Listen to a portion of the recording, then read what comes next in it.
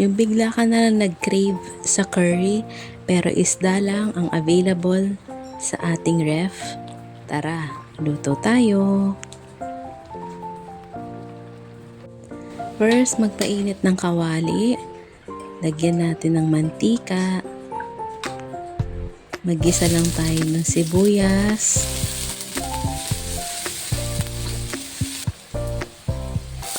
Luya at bawang. Gisa-gisahin lang natin hanggang sa lumabas ang kanyang aroma.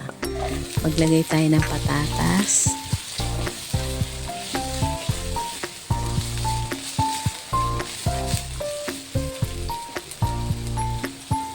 Ilagay na rin natin ang carrots.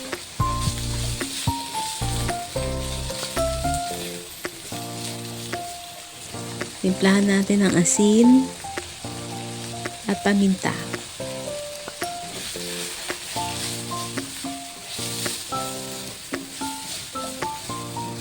Maglagay tayo ng mga 2 tablespoon ng tomato paste, pandagdag sa kulay.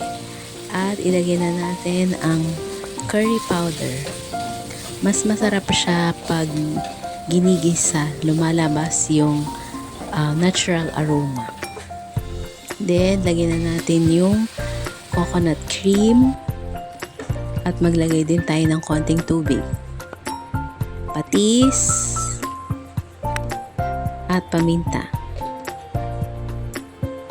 Lagyan din natin ng konting sugar. Halo-haluin.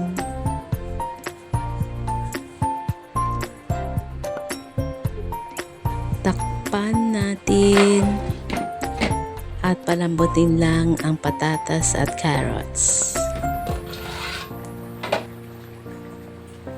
Lagyan ng bell pepper. Siling haba, siling labuyo optional at ilagay na natin ang pritong tilapia.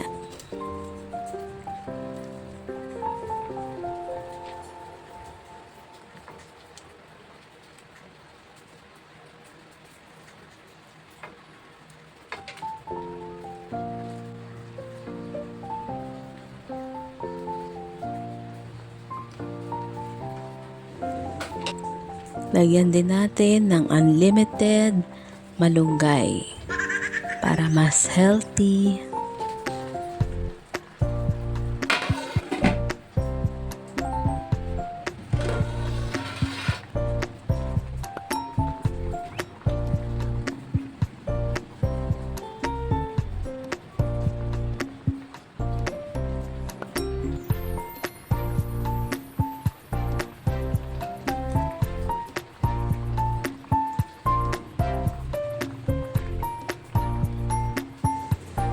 Ready na ang ating ulam for tonight, fish curry.